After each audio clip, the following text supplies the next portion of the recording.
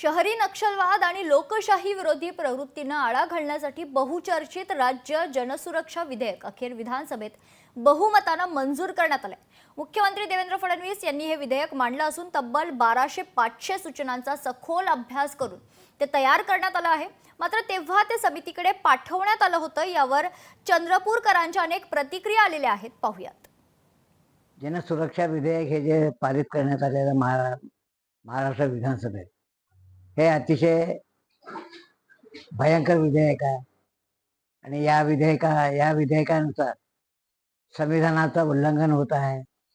लोकांचे अधिकार जे आहे, लोकशाहीचे अधिकार आहे, लोकशाहीची पायमल्ली करण्यात येत आहे आणि लोकांचे जे अधिकार आहेत, शासकीय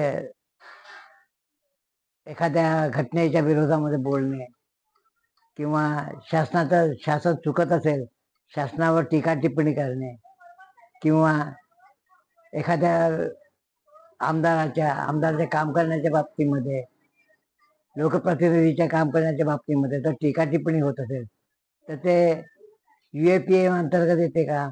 जनसुरक्षा विधेयकाला UAPAशी जोडण्यात आलेला आहे।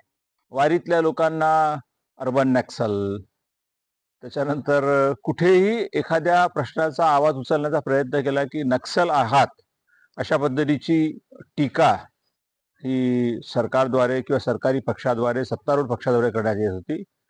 आता मात्र हा जो प्रकार आहे हा फक्त आणि फक्त नक्षल चळवळीच्या संदर्भातलाच होईल अशा पद्धतीची रचना सध्याच्या विधेयकात असल्यामुळे मला असं वाटतं सर्व पक्षांनी मान्यता दिलेली आहे या गोष्टीला। सरकारच्या विरोधात जो कोणी बोलेल आणि जो काही तिथे सरकारला जिथे वाटलं तिथे त्याला अर्बन नक्षल ते घोषित करतील।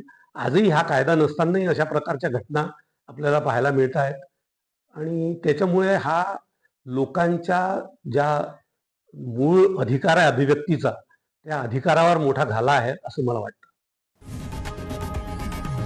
लोकशाही मराठी ऐका, पहा, जागरूक रहा।